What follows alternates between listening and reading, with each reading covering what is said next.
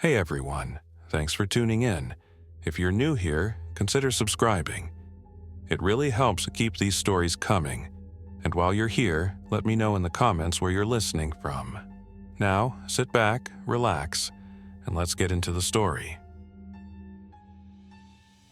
I did not understand right away that the world was ending. For the first few days, it looked like a system failure, the kind I had spent my career trying to prevent. I am a structural engineer. My name is Daniel Ward. Before everything went wrong, I worked mostly on retrofits and upgrades for existing buildings in Ohio. Distribution centers, older factories, small hospitals. If it had concrete, steel, and a safety code problem, there was a decent chance my company would get called in to fix it. The last project I took before the outbreak was a semi-industrial warehouse complex off Interstate 70 in the outer ring of Columbus. It had started as a regular distribution center. Then a biotech defense contractor leased half the space for logistics and support. That was the official term. The real work involved storage and field support for a new medical treatment that was supposed to change combat medicine forever. The treatment was called NeuroSeal. According to the marketing brief I saw during a presentation, NeuroSeal was a synthetic bioenhancement platform for accelerated healing and neural regeneration. It was not just a drug, it was an integrated system of injectable agents, implanted reservoirs, and a monitoring patch. There were diagrams showing a cocktail of growth factors, gene regulators, and nanoscale carriers that would find damaged cells and repair them. It was meant for traumatic brain injury, spinal injury, and battlefield wounds. The idea was simple. If you could keep a soldier's nervous system intact long enough to get them to surgery, you could save more people. That was how the representative from the company, a woman named Kelly from Neurovance Therapeutics, described it. She did not mention what would happen if the host did not survive. My part in all of this was boring at first. I was hired to evaluate the warehouse's existing structure and help convert part of it into a controlled environment storage area.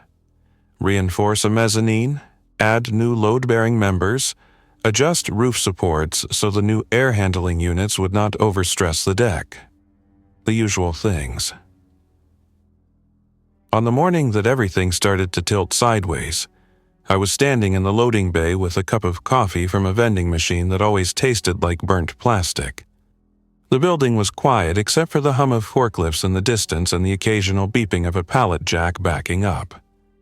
Miguel, the site's logistics coordinator, was arguing with the truck driver about schedules. Miguel was in his late 30s, solid build, always in a high-visibility vest even when it was not required. He kept the warehouse running, everyone knew that. "You cannot park in front of Bay 4, he was saying. "I have a reefer coming in 30 minutes. You block that door, I lose a load of medical-grade reagents, and then we both have a very bad day."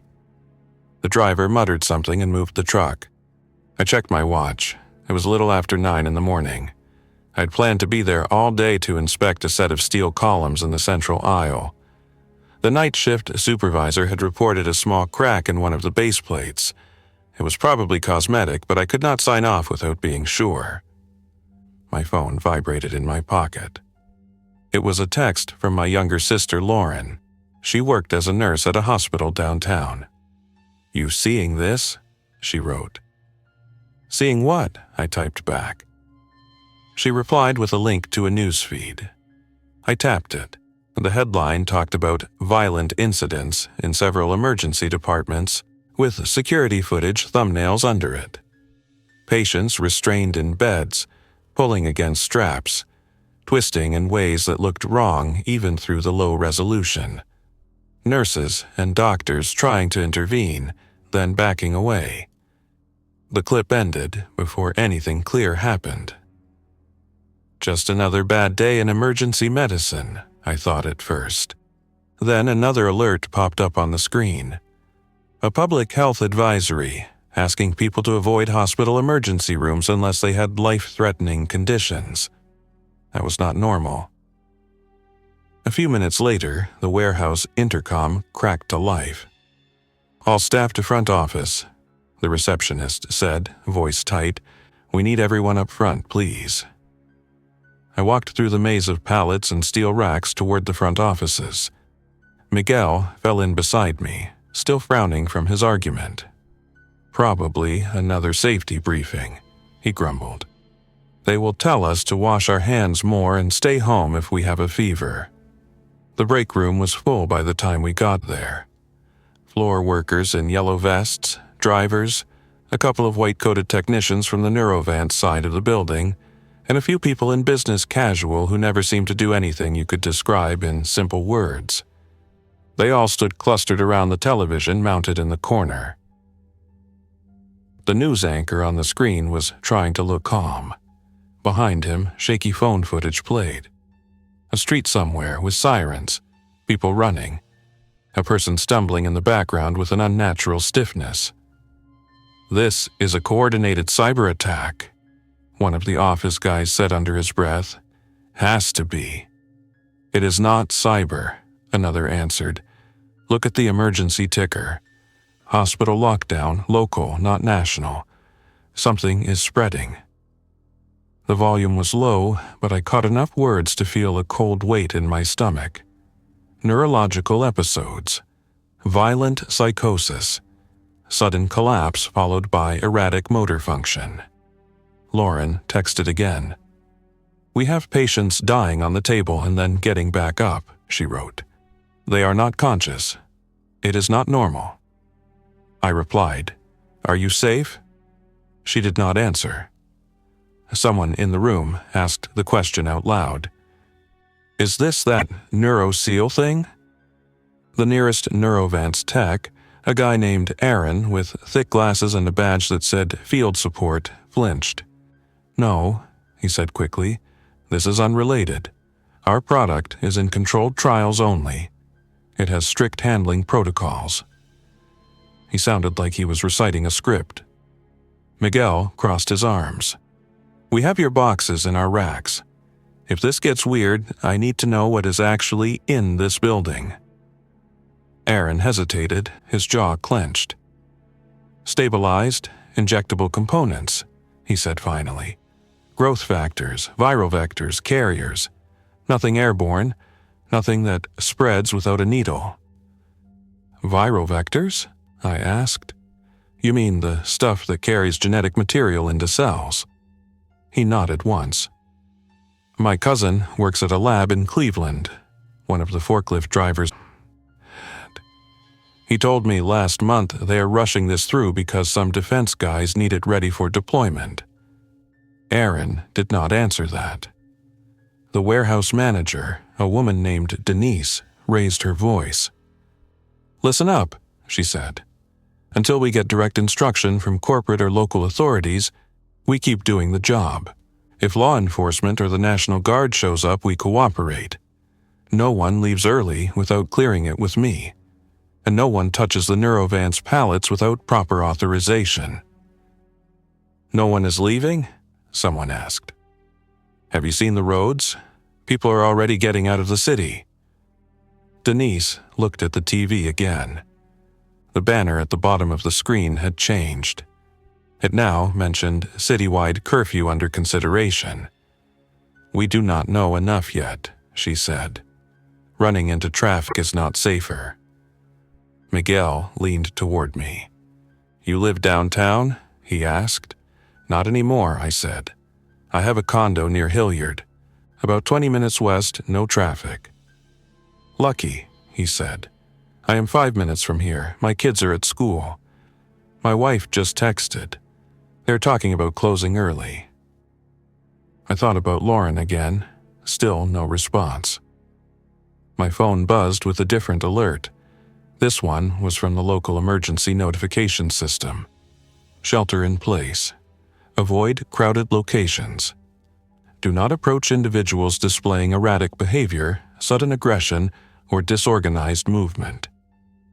The phrase disorganized movement stuck in my head. It did not sound like language for a typical riot. The first sirens passed by the warehouse at around 10:30. police cruisers, an ambulance, a fire engine, all going toward the city. Up on the mezzanine, I watched the flashing lights through dusty windows. By noon, the news clips had shifted. The footage was no longer just hospitals. It showed intersections with cars stopped at odd angles, people moving in jerks and lurches, others backing away. Officers trying to control scenes, then being overrun. No clear blood or impact was shown. The cameras always cut away too early, but it was enough. My phone finally lit up. It was Lauren, but not a text, a call. I answered immediately. "Lauren?" Her voice was shaky. "We are locking down," she said. "They say we should shelter in place. We had 3 patients last night on NeuroSeal. 2 had major head trauma. They coded. We called time of death. Then they started moving again. They were not responsive, no reflexes, no reaction to pain, just movement. A lot of movement." I walked into an empty hallway to hear her better. "Is it the same thing on the news?" I asked. "I do not know," she said. "All I know is that they keep moving after they should stop. They do not talk. They do not seem to understand anyone. But they track noise, and they will not go down unless we completely destroy the connection between the brain and the body. They keep trying to stand up even when they should not be able to." "That is not possible," I said. "I know what I saw," she said. "You remember when you helped me study the nervous system diagrams in nursing school? Those pathways are not supposed to do anything after death. Whatever NeuroSeal is doing, it is pushing healing beyond normal. And when there is nothing left to heal, it is doing something else instead." "Can you leave the hospital?" I asked. "They told us to stay," she said. "National Guard is outside. People are banging on the doors trying to get in. If I go out there, I am on my own. For now, I am safer inside." "Are you safe?" "I am at the warehouse," I said. "We have supplies, solid walls. I will stay put for now." "Do not let anyone in who is acting strange," she said. "If they are on that stuff and they crash, it does not end." We lost the connection when another siren passed nearby. The line went dead, and my next call went straight to voicemail. By early afternoon, the emergency alerts became more direct. The curfew was announced as starting at 6 in the evening. Roads into the downtown core were being closed except for emergency vehicles. The state governor appeared on the screen, reading a prepared statement about a neurological crisis and asking people to remain calm. At 3 in the afternoon, 2 National Guard trucks pulled into the warehouse parking lot. Soldiers in camouflage uniforms and body armor got out. Their rifles were not slung casually. They were in their hands. Denise, Miguel, and I met them at the front entrance. The officer in charge introduced himself as Captain Harris. He looked tired already. There were dark circles under his eyes and a faint tremor in his left hand. "We are securing key infrastructure and logistics nodes," he said. "We have information that this facility stores critical medical supplies and materials related to the NeuroSeal program." "That is correct," Denise said. "We have several refrigerated units with Neurovance product." "We will be assigning a small detachment to your site," he said. "Your staff are advised to remain on site until further notice. The roads may become unsafe. We may also require access to your upstairs offices to set up a radio relay." Miguel shifted his weight. "Are we talking about a few hours, or overnight?" he asked. Harris hesitated. "Plan for more than a day," he said. "I cannot give specifics yet." He gestured toward his soldiers. "These people you are seeing on the news," he added. "Do not approach them. Do not try to help them. The current directive is to treat any person displaying disorganized movement, unresponsiveness, and aggression towards sound as a lethal threat. They do not respond to verbal commands. They do not stop when injured. We are still learning the full extent of the problem." I did not like how he said problem. It sounded too small. "Is this related to NeuroSeal?" I asked. He looked at me, then at the Neurovance logo on my visitor badge. "That is not information I am cleared to discuss," he said. The guard detachment set up a small position near the front entrance, and another in the loading bay. 2 Humvees remained parked by the fence. Their radios crackled constantly, snippets of calls mentioning roadblocks, clusters on overpasses, units requesting more ammunition and medical supplies. I spent the late afternoon distractedly checking steel columns while my mind played through every conversation I had ever had about failure modes. Structures fail when they are overloaded, poorly designed, or hit in unexpected ways. Systems are no different. By the time the sun dipped low, the city skyline to the east flickered strangely. Entire blocks seemed to go dark one after another. The intercom in the warehouse carried sounds from the guard radios. A voice asked for support near a highway interchange. Another reported multiple reanimated casualties exhibiting coordinated approach. That phrase did not make sense. I tried to ignore it. At around 7:30 in the evening, as the sky fully darkened, the first infected reached the outer fence. I was on the mezzanine catwalk with Miguel, doing a final inspection of the storage racks, when I saw movement out by the road. A figure staggered up to the chain-link fence, collided with it, bounced back, then hit it again. "Someone's at the perimeter," I said. Miguel joined me at the window. The person at the fence moved in bursts. Shoulders jerking, head tilted at an odd angle. They grabbed the wire, shook it, then stopped. For a moment they hung there, motionless, as if listening. A guard soldier down below raised his rifle but did not fire. Regulations, I thought, warning first. "Sir," the soldier called, "step back from the fence." The figure did not respond. When it turned slightly, I saw its face in the glare from the parking lot lights. The eyes were open but unfocused. The jaw sagged. The skin was pale in a way that did not look like simple shock. Then it moved again, surging forward into the fence, clawing at it with renewed force. Another shape appeared near the road, then another. Within a minute, there were 6 of them clustered along the fence line, all moving in bursts, all slamming into the metal. Their movements were uncoordinated at first. One tripped over a concrete parking stop and fell, limbs twitching, then jerked itself back up. A sergeant gave a quiet order. 2 soldiers stepped forward, raised their rifles and fired controlled shots. The echoes snapped through the chilled air. The figures at the fence jerked and sagged. One dropped, another slumped but did not fall, fingers still hooked in the mesh. Then, to my disbelief, it began to pull again. Its head lolled to the side at an angle that suggested a broken neck, but the arms kept working. The soldiers aimed higher and fired again, this time holding their shots a little longer. The bodies finally went down and stayed down. I realized my hands were shaking. Miguel noticed and muttered, "You are seeing this too, right?" "Yes," I said. "I wish I was not." The guard tightened their perimeter after that. They moved 1 Humvee to block the main entrance and set up additional lights. The radio chatter grew more urgent. Words like overrun and uncontained came more often. Sometime near midnight, the power flickered.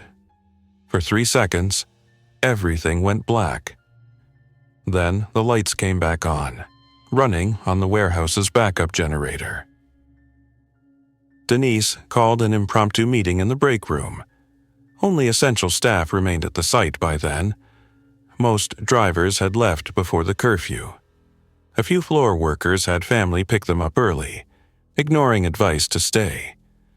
The people who remained were those who lived close enough to risk staying, or those who had nowhere safer to go. There were 8 of us from the civilian side: me, Miguel, Denise, 2 forklift operators, a janitor, and 2 office support staff. Then there were 3 from Neurovance, Aaron and 2 lab techs who'd been doing inventory in their secured storage area when the lockdown began. Captain Harris joined the meeting, his radio on his shoulder turned down low. "The city grid is unstable," he said. "Transmission lines are going down. Control centers are overwhelmed. Expect rolling blackouts or complete failure within the next 24 hours. This facility has generator power. You're better off here for now." "What about our families?" Miguel asked. "My kids are 10 minutes from here. My wife says there's screaming in the streets." "If you go out there right now, you may not get back," Harris said. "We have orders to secure logistics hubs like this one so we can support larger operations later. I wish I could tell you to go pick up your families, but I cannot. It is not safe." He looked older than he had in the afternoon. "What exactly are we dealing with?" Denise asked. "These people outside, they are not just panicking." Harris stared at the table for a long moment. "We have seen cases where people collapse, lose all higher brain function, and then resume motor activity," he said. "They do not speak. They do not respond to commands. They respond strongly to sound and movement. They do not seem to recognize pain. They do not stop unless the brainstem or upper spinal cord is destroyed.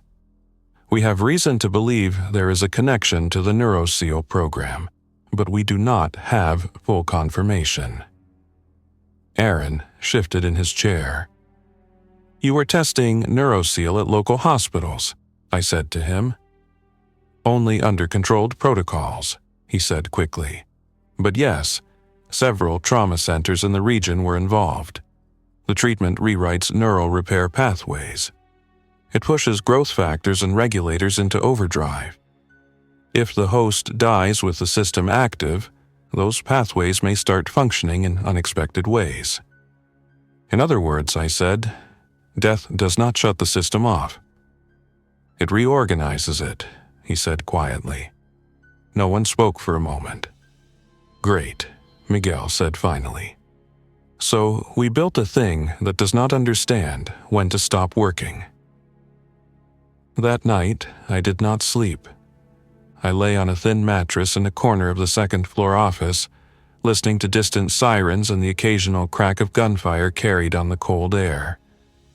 Every time I closed my eyes, I saw those bodies at the fence, pulling even after they should have fallen. Day 2 was worse. By morning, there were more infected at the perimeter. The guard had to fire several times to keep them from forcing the gate. The infected did not try to climb, not yet. They slammed into the fence, grabbed it, shook it, but did not attempt to scale it. I went out to the loading bay with Miguel to help secure some of the overhead doors. We bolted steel plates over the tracks so the doors could not be forced up from the outside. The hum of the generator filled the space. Its exhaust pipe vented through the wall to the rear alley. As we worked, I noticed that several of the infected outside, instead of pressing at the fences, were standing near the exhaust vent. They were not pounding or grabbing there. They were just clustered close to where the hot air flowed out. "They are using the heat," I said. Miguel followed my gaze. "They are cold," he said. "Or whatever they are, now still responds to temperature." We watched them for a while. They did not shiver. They did not speak. They leaned toward the warm air, faces slack, heads tilted slightly. If we made a loud noise nearby, they would jerk and turn in our direction. But they did not leave the exhaust area unless the sound was sharp or close. When we finished reinforcing the doors, we met with 2 of the guard soldiers to plan the next set of barriers.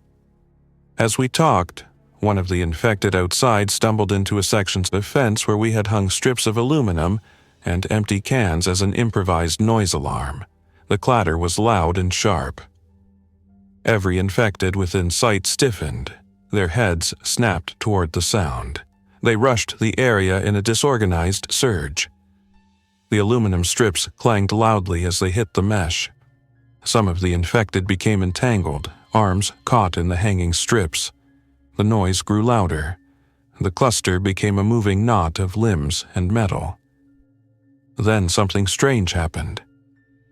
3 infected on the outer edge of the group stopped. They stood still while the others thrashed. They turned their heads, scanning. One tilted its head back and seemed to focus on the light fixtures mounted on the fence posts. After a moment, they all stepped backward. Within 30 seconds, the thrashing subsided. Several infected pulled free from the cans and strips. A few remained stuck, pulling weakly. The rest drifted away from that section of fence, their steps slow but oddly purposeful. "Did you see that?" I asked. Miguel frowned. "They learned." "In one event," I said. "They walked through, triggered the trap, then moved away from it the next time." Behind us, one of the soldiers swore under his breath. For the rest of the morning, I watched the perimeter whenever I could. Patterns emerged. The infected would rush toward loud sounds. But after a few experiences with the same stimulus, they would approach more slowly or avoid certain obstacles entirely. They were not mindless. They were not fully aware either. They existed in some middle space where instinct and corrupted learning overlapped. Around noon, while we were eating warmed-up canned soup in the break room, a woman I had seen around the building came in carrying a laptop and a notebook. She wore a worn Ohio State hoodie and jeans and had her brown hair tied back in a quick knot. "Sorry," she said. "I am not with Neurovance or the warehouse. I was upstairs doing some network work when the lockdown happened. I figured I should introduce myself since I am stuck with you now." Miguel gave her a puzzled look. "Network work," he said. "So, you are a T?" "Graduate researcher," she said. "My name is Lena. I am in microbiology at Ohio State. I was doing some contract work helping Neurovance manage their trial data. I was in a conference room when all this started. Now, I cannot leave." "Microbiology," I repeated. "You work with pathogens in human cells?" "Mostly with neural tissue models," she said. "I helped analyze how NeuroSeal affects cellular repair in vitro. I can tell you this much, the system was never intended to be run without constant monitoring. There are built-in feedback loops, but they can become unstable if the environment changes too quickly." "Like when the host dies," I said. She nodded. "When a person dies, normal cell processes stop," she said. NeuroSeal keeps pushing growth and repair signals even after the heart stops. It uses viral vectors to insert regulators into neurons and glial cells. The whole purpose is to keep the cells alive long enough to repair damage. But if there is no central coordination from the higher brain, you end up with parts of the nervous system still functioning under a warped survival imperative. Miguel set his spoon down. "You are saying these things outside are not just infected," he said. "They are the result of our own medicine refusing to accept death." "In simple terms, yes," Lena said. "Whatever the original infection is, NeuroSeal made it worse by giving dead tissue a way to keep going. It rewrote the rules. Now, the system's directive is stuck on repair, replicate, preserve motion. Death does not end function. It reorganizes it into something else. And they are learning," I said. "We saw them avoid a noise trap after the first time it triggered." "That matches what I would expect," she said. "The spinal cord and lower brain centers can still do basic pattern recognition.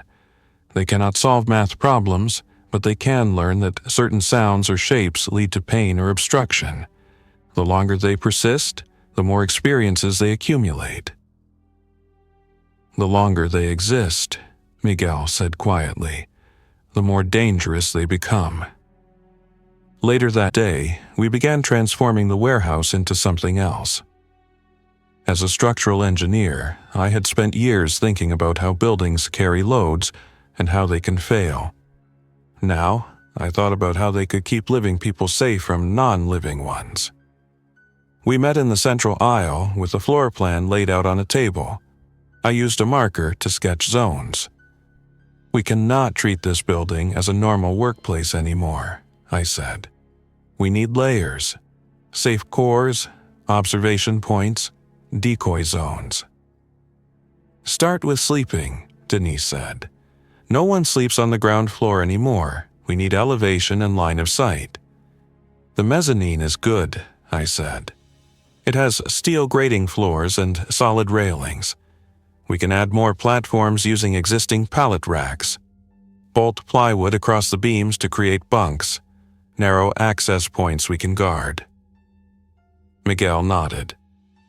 We also need to control sound, he said. They react to noise before they see us. The less we ring this place like a bell, the better.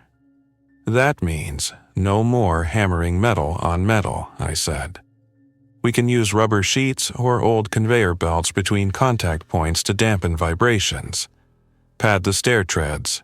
Wrap door handles. Reflective surfaces, Lena added. They may start keying off light. We should cover unnecessary windows at night, not completely, but enough to break silhouettes. We spent the afternoon implementing what would later become our doctrine.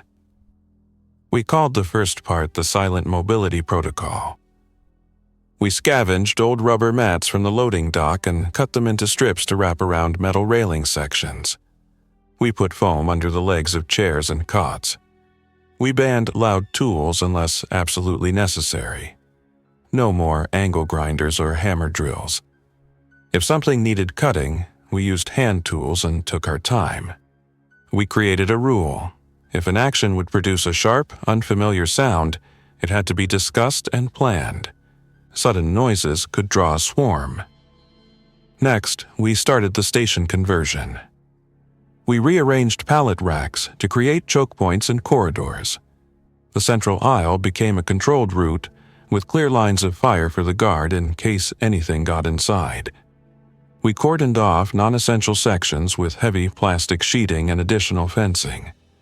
We moved lighter goods to the upper levels of racks and heavier pallets lower, so nothing heavy could fall from too high if there was a vibration. We built elevated sleeping platforms from lumber we found in the maintenance shop. We bolted them to the existing steel beams. At night, we would climb up to these platforms and pull the ladders up behind us. We reinforced observation points on the mezzanine with additional guardrails and sandbags provided by the guard. From there, we could see most of the floor and part of the perimeter outside through the high windows. Lena suggested the third element: heat decoy zones. They cluster near the exhaust because it is warm, she said. If we can project heat away from our actual living area, we may be able to pull them toward places that do not matter. We scavenged portable propane heaters and old heating units from storage. With Harris's cautious approval, we set up one of them in the far corner of the loading yard, well away from any doors or vulnerable walls. We ran an extension line and fitted it with a switch we could control from inside. That night, we tested it. At about 9 in the evening, I stood on the mezzanine with Lena and Miguel, watching the yard through binoculars. The infected population around the warehouse had grown. There were at least 30 within sight now, drifting along the fence line, occasionally pressing against it. Miguel flipped the switch. The heater ignited with a soft woof of gas. Heat shimmer rose in the air above it. We watched. Within 5 minutes, several of the infected near the fence turned toward the yard. They did not move fast. They shuffled and jerked, but their direction was steady. One by one, others followed.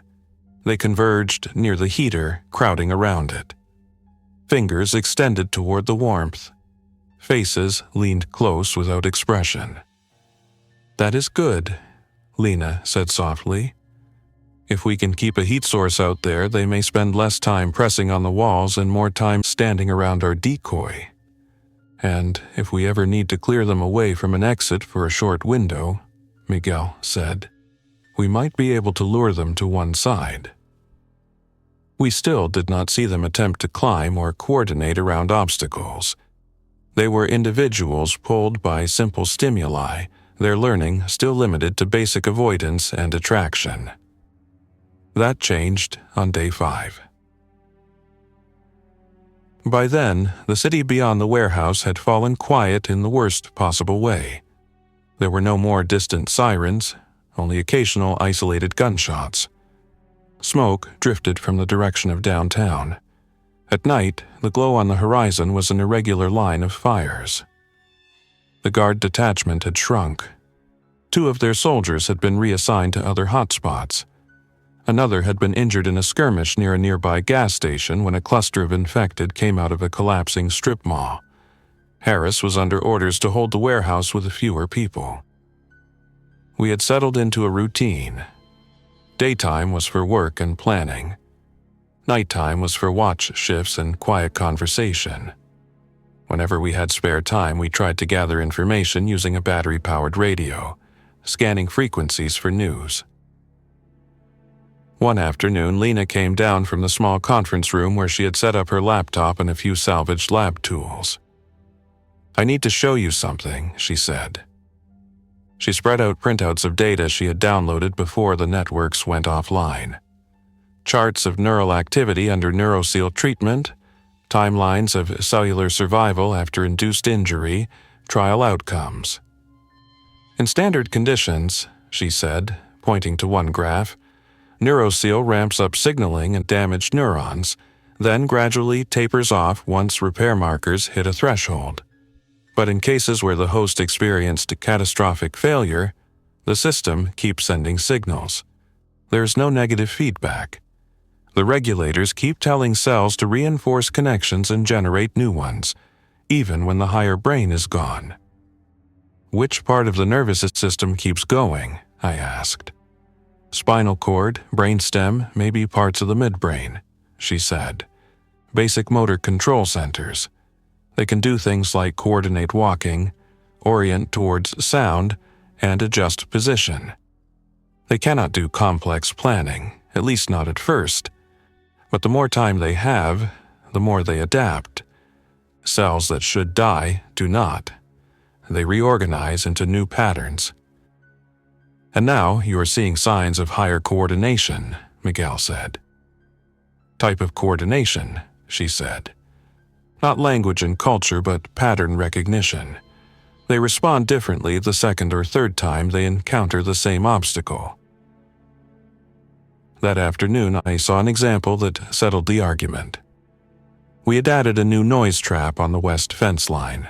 Strips of metal siding leaned loosely against the mesh, rigged so they would fall loudly if pushed. An infected, tall and thin, shambled into that section. Its shoulder bumped the metal. The siding fell with a clatter. Dozens of heads turned toward the sound. A surge followed.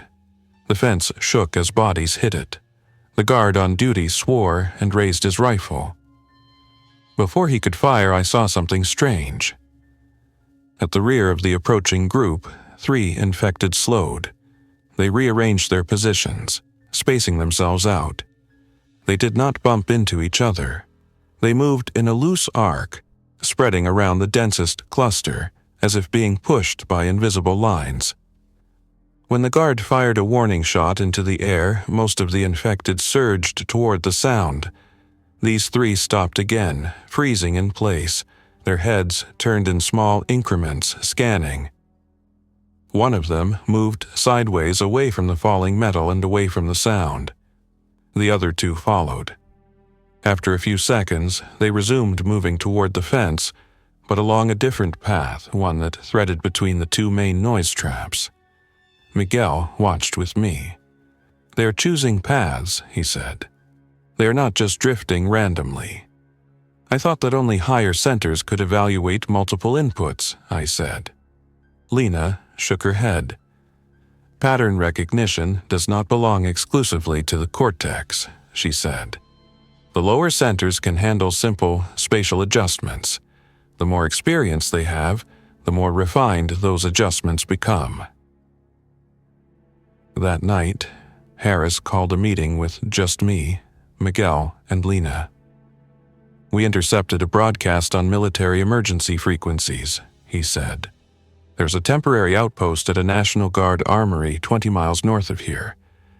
They're pulling personnel and civilians into a perimeter. They are offering evacuation to designated secure sites for anyone who can reach them. That sounds like a way out, Miguel said. It might be, Harris said.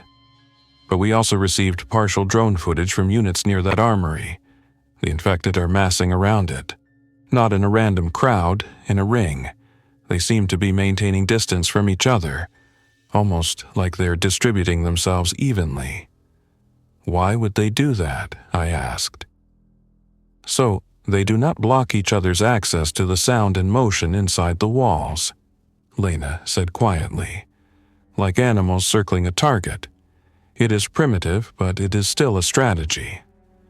Command believes these things are starting to show emergent group behavior, Harris said. They are not talking. They are not planning like we do. But whatever is driving them is learning how to use numbers and position. The armory is under siege. If we go there, we may walk into a trap made by something we created and do not understand. Miguel leaned back, rubbing his temples. So, we stay here and slowly run out of food, he said. Or we drive 20 miles through unknown conditions to reach an outpost surrounded by learning monsters. That is our choice. Possibly not the only one, Harris said. There's also talk of a research zone being set up at Wright-Patterson Air Force Base. They're trying to gather experts there to study this evolution. But that is even farther, and we do not know if the route is passable. I spread the warehouse floor plan aside and drew a rough map of the surrounding area. Highways, back roads, rivers, neighborhoods. If we decided to go, I said, we would need to avoid major highways. They will be jammed with wrecks and clusters of infected. We would need reliable vehicles, fuel, supplies, and a plan for what to do if a road is blocked. We have 2 box trucks and a small fleet of vans, Miguel said. We can load food and water from our stock. We can rig some metal cages on the sides of the trucks to keep them from reaching doors. The question is whether the road is worse than what we have here. Lena traced a finger along the map. From a biological point of view, she said, we are safer in a location that they have not learned yet. Every time they reach a place with people, they gain more experience. They test barriers, sounds, lights. They adapt. This warehouse is still new to them. We have not given them many chances to learn its vulnerabilities. If we move to an armory or base, we go to a place where their learning is already far along. You are saying that the longer an outpost survives, the smarter the infected around it become, I said. That is my fear, she said. We tabled the discussion that night with no decision. Harris promised to try and get more information. Miguel went to inventory food and water. I walked the mezzanine and thought about how many people we could keep alive with what we had.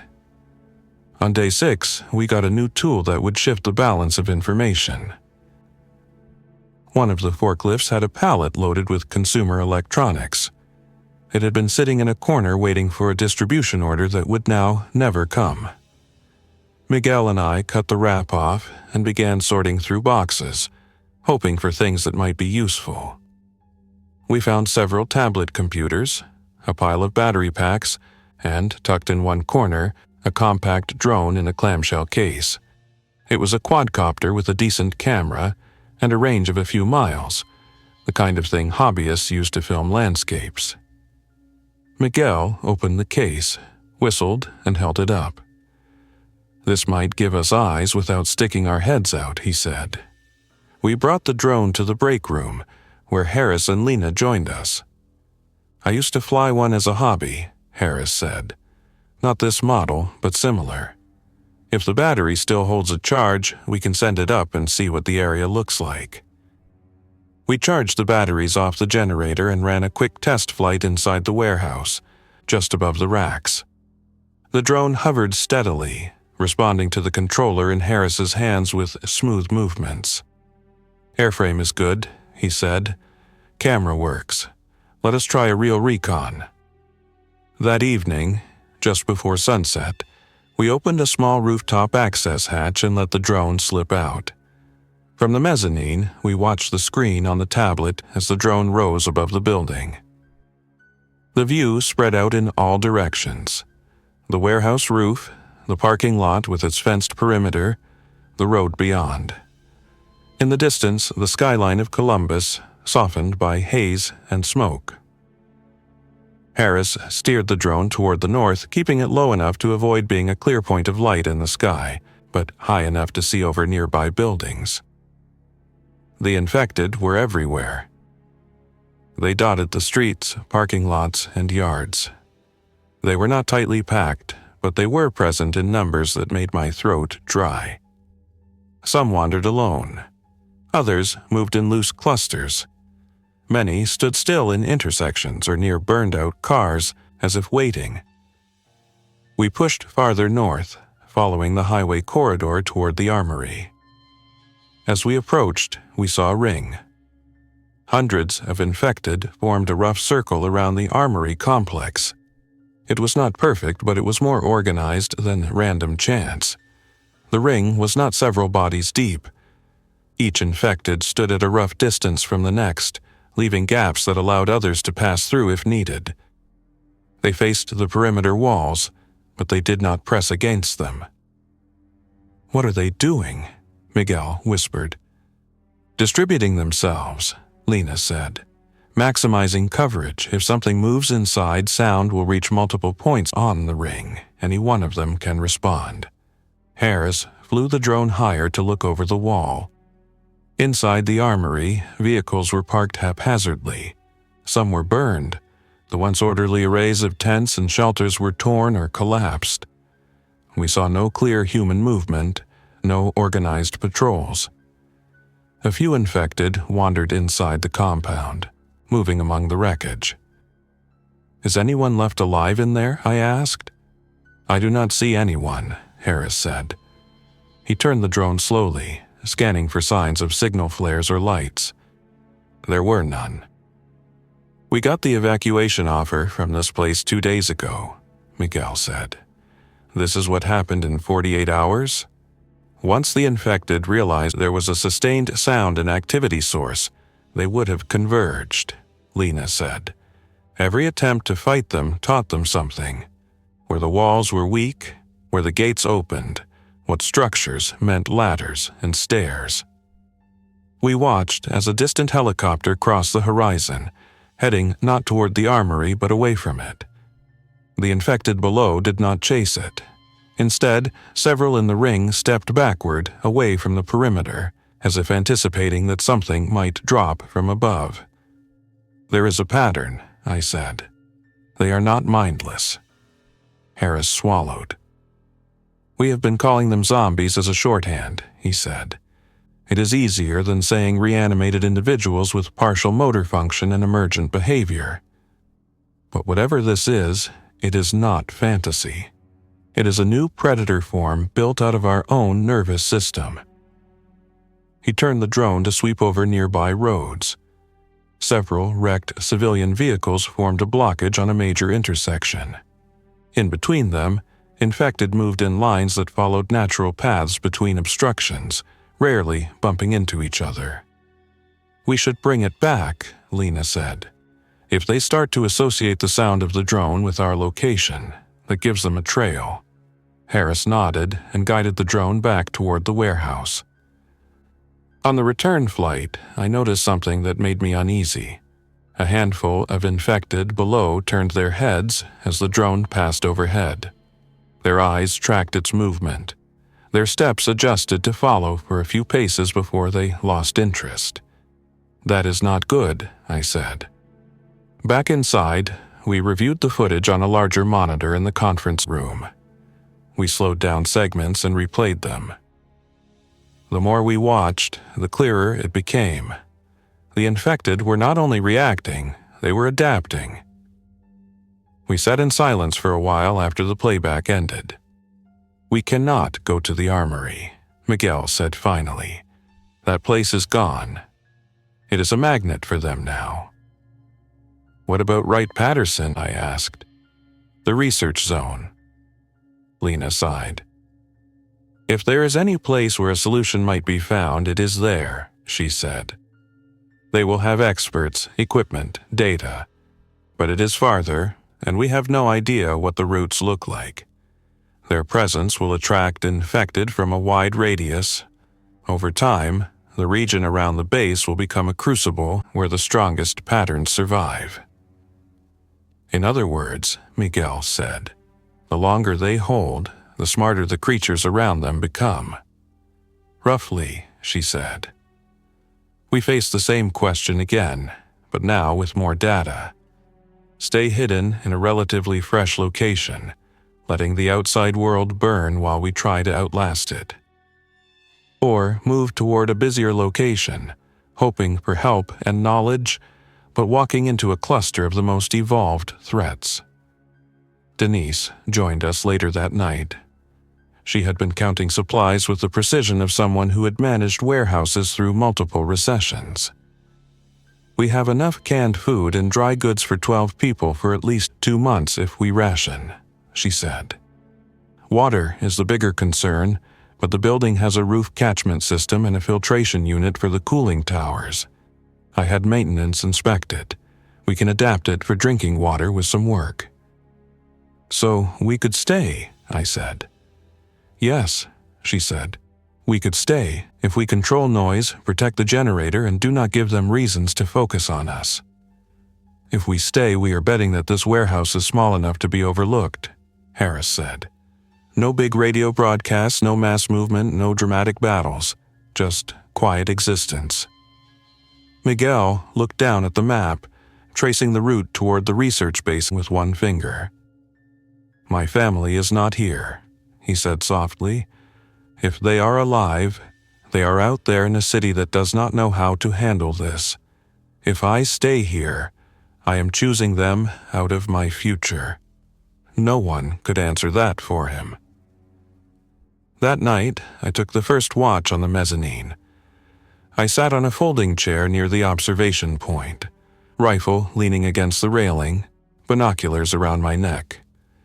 The warehouse below was dimly lit, most lights off to conserve fuel and avoid attracting attention. I could see the outlines of the sleeping platforms, the shapes of people under blankets. Outside, the infected shuffled around the fence in slow patterns. A few stood near the heat decoy, still drawn by it. Others moved along the perimeter as if conducting a strange, clumsy patrol. At around 2 in the morning, I heard a faint hum above the constant generator drone. I stepped to the window and scanned the sky. The drone. Harris had landed it earlier and turned it off. This was not ours. A small light moved across the sky, passing not far above the warehouse. I could not hear any rotor noise through the glass, but the movement was too precise for a random object. I watched its path. It was heading toward the armory. As it passed, several infected below turned their heads. They tracked it for a few seconds. One took a few steps in the direction of its movement, then stopped when the sound faded.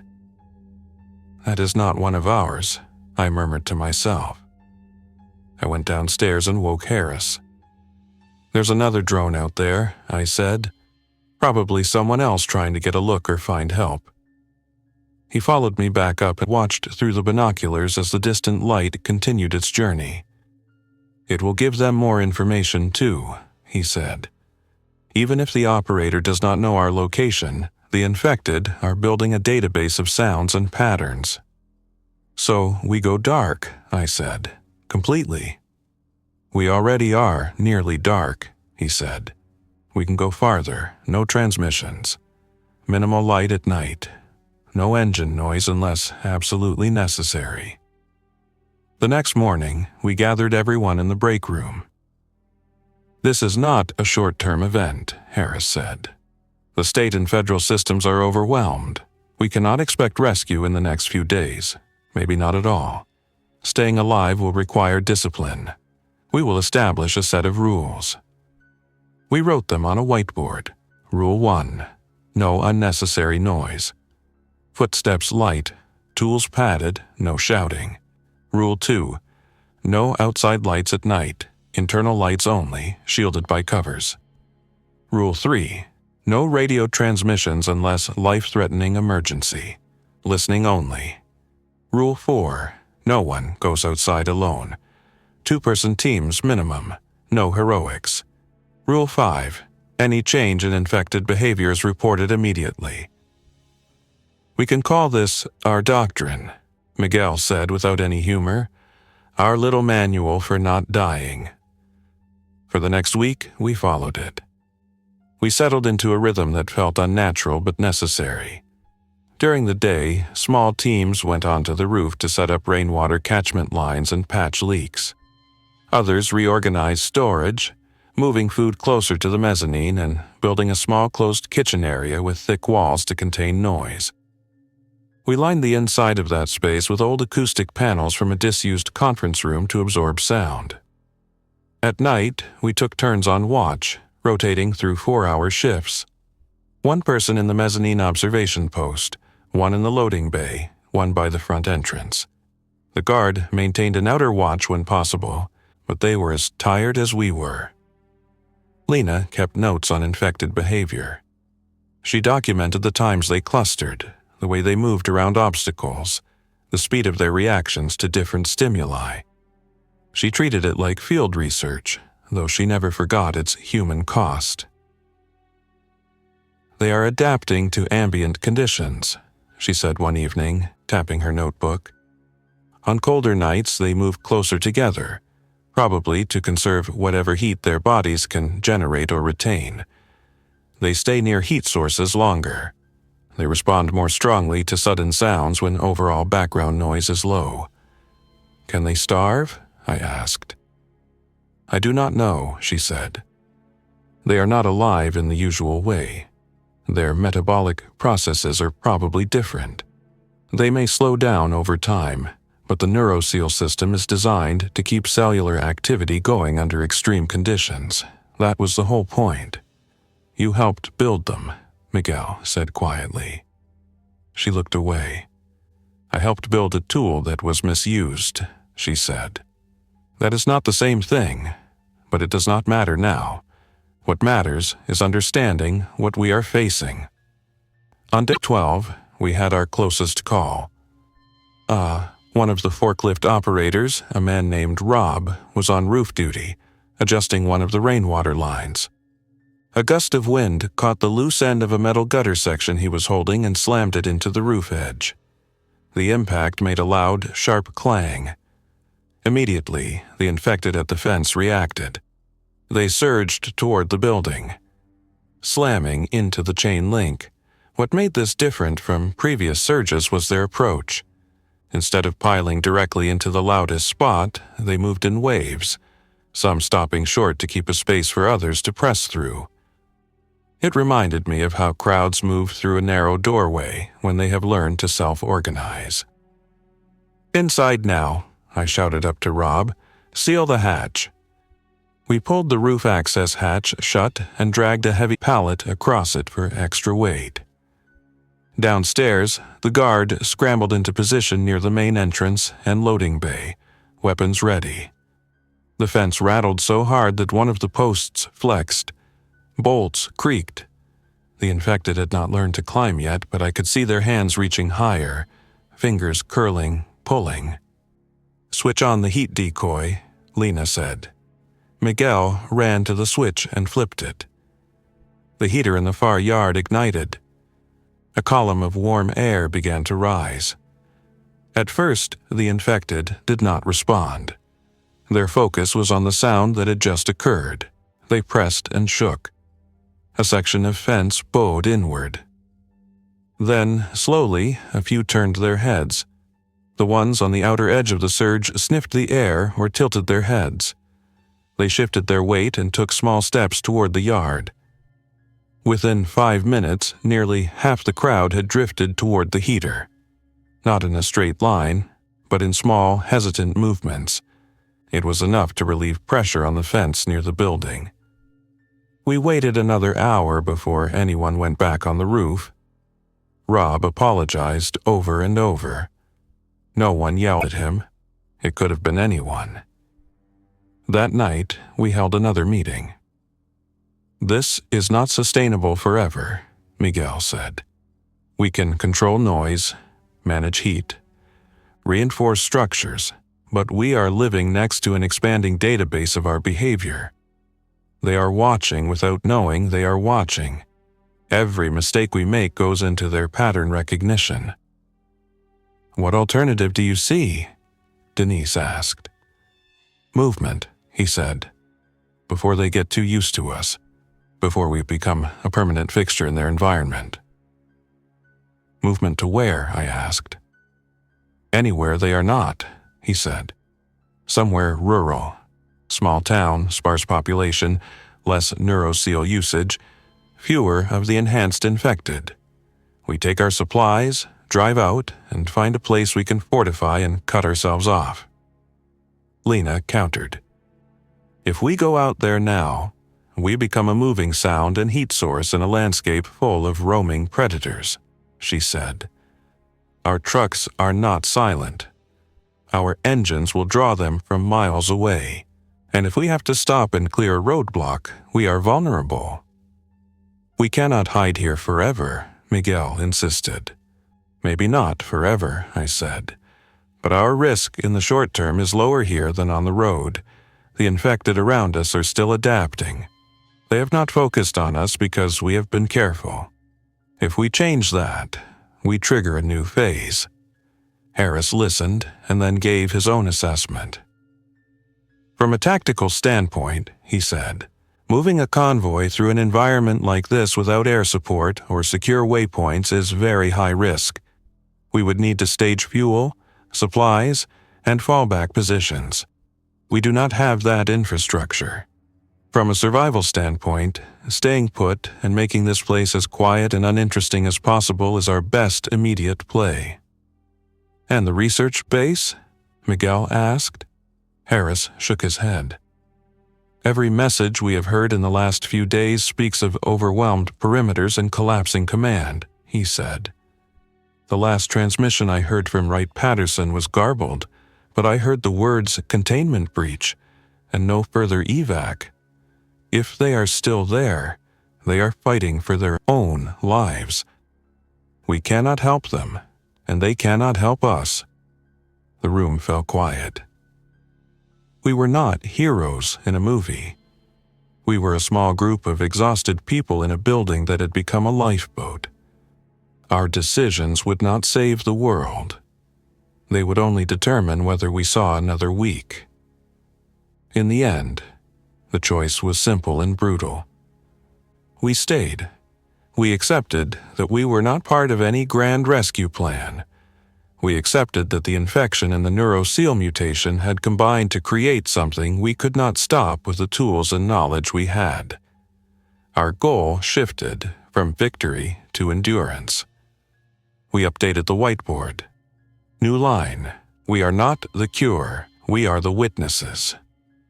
In the evenings, when work was done and watches were scheduled, we sometimes sat together on the mezzanine and looked out at the infected along the fence. They did not roar. They did not speak. They did not claw at the sky. They moved in slow arcs, turned when something caught their attention, clustered near heat, or stopped to press their hands against the fence, fingers curling around the wire. I thought about Lauren often. I did not know if she had made it out of the hospital. The last message I had from her was the warning about neuroseal and the nervous system refusing to stop. I tried calling again every few days, The cell networks were mostly down. Sometimes the call would ring and then drop. Sometimes it would fail immediately. I left voicemails she might never hear. Weeks passed. We became more efficient at hiding. We reduced generator use by adding battery banks and timing heavy loads. We opened roof vents at night to let warm air escape upward instead of bleeding out through ground-level gaps. We covered bright surfaces and sealed cracks in doors. The infected adapted too. They started to move with more awareness of each other, avoiding collisions, spacing themselves naturally in crowded areas. They learned that certain sections of fence did not yield no matter how much they pushed. They stopped wasting energy there and shifted attention to corners and gate posts. They began to use elevation. The first time I saw one climb, I felt a chill that had nothing to do with the outside temperature. A low concrete wall ran along the edge of the parking lot near the main road. Up until then, infected had always walked around it. One afternoon I watched as one reached the wall, paused, and then stepped up onto it. It wobbled, arms out, but stayed upright. Two others behind it tried the same, failing the first time, then succeeding on the second attempt. Within an hour, a line of infected was using the wall as a path to move more quickly along the perimeter. Lena recorded the event in her notebook. "They are optimizing," she said. "It is not conscious planning. It is iterative trial and error, but the result is the same." That night, when I took my turn on watch, I saw them in a different way. They were not just bodies animated by random chaos. They were the outcome of a misaligned directive, a survival program that no longer served the host, but continued to run. Repair, replicate, preserve motion. Layered on top of that, a primitive form of learning, flexing farther each day. We had lost control of evolution. We thought we could direct it with gene regulators and growth factors. We thought we could accelerate healing and pause death for our own purposes. Instead, we had given the dead a way to continue, stripped of conscience and reason, but not of all adaptation. In the dim light of the warehouse, with the quiet hum of the generator in the background and the distant shuffle of infected feet outside, I realized something else. They did not hate us. They did not want revenge. They had no concept of what they were. We were the only ones in that equation capable of understanding what had been done. Our task was no longer to end it. That was beyond us. Our task was to live long enough to carry that understanding forward, to remember that we had made something we could not unmake. Maybe somewhere, in a reinforced lab or underground bunker, someone had found a way to interrupt the neuroseal loops or cut off the viral vectors before they could rewrite cells. Maybe a vaccine was being tested on a dwindling population of unexposed survivors. Maybe not. Inside our warehouse, under steel beams and stacks of pallets, we built our days around simple objectives: food, water, quiet, observation. When the wind was right, we could hear the faint scrape of hands on wire. They moved out there, adjusting to a world they did not choose, carrying forward a corrupted version of the healing system we had created. We stayed inside, carrying forward something else, the memory of how it happened, and the decision not to repeat it if we ever had the chance. The world outside the fence belonged to them now. The warehouse, for the moment, belonged to us. We did not know how long that would last. We only knew that each day we followed the doctrine. Each day we stayed one step ahead of their learning curve, we bought one more sunrise. In the control fall protocol, that was the only victory left. Thanks for listening. If you enjoyed this story, don't forget to like and subscribe. Your support keeps these creepypastas coming. Until next time, stay alert, stay safe, and never ignore the feeling that something is watching.